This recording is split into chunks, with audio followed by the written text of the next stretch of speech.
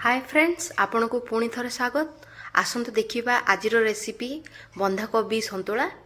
यह अति सहजरे बिना प्याज रसुण आमे बहुत टेस्टी भाव प्रस्तुत करिबा। एई डिशटी को चाहिए हॉस्टेल पिला अति सहज उपाय बनी पारिबा। आसंतु यह प्रस्तुत करनबा।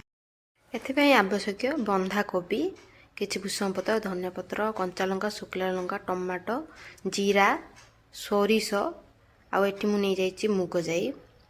आपण चाहिए बाहर भी मुग जाई किनि परिबे। एटा चोपा थिया, आपण बिना चोपा थिबा मध्ये आपण यूज कर परिबे। देखंतु ए प्रेशर कुकर मु नहीं जाइछि। एथिरे तेल पके पारे गरम होबा परे सोरिष, किछि भुसंग पत्र, लंका 3टी, शुक्ला लंका पकेकी से टमाटो जो रखिथे मुझे गोटे हाफ टमाटो को नहीं याको पकई भलसे भाजी नेबे।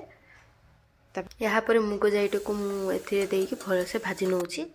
यापर देखु मुझे पत्रकोबी को भलसे धोई एथिरे आमे पकई नबा। यापर स्वाद अनुसार लुण देबे, आवश्यक अनुसार पानी देबे। बेसी पानी देबेनी कहीं पत्रकोबी मध्य पानी छाड़ी थाए।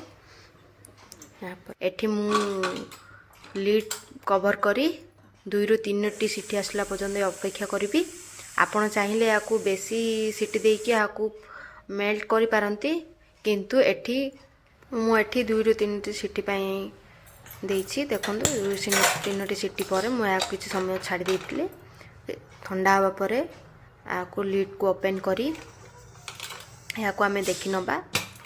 देखंतु ए भली भाबे ओपन कला पर देखंतु या बहुत सुंदर भाव प्रस्तुत हो सारी।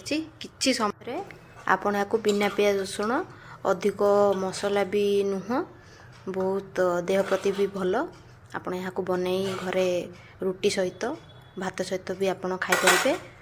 विशेषकर पूजा दिन भी या आपण बनै परिबे। देखंतु हम प्रस्तुत हो जाइछि। ट्राई करंतु, मते निश्चित कमेंट रे जणांतु या किपरि प्रस्तुत होइछि।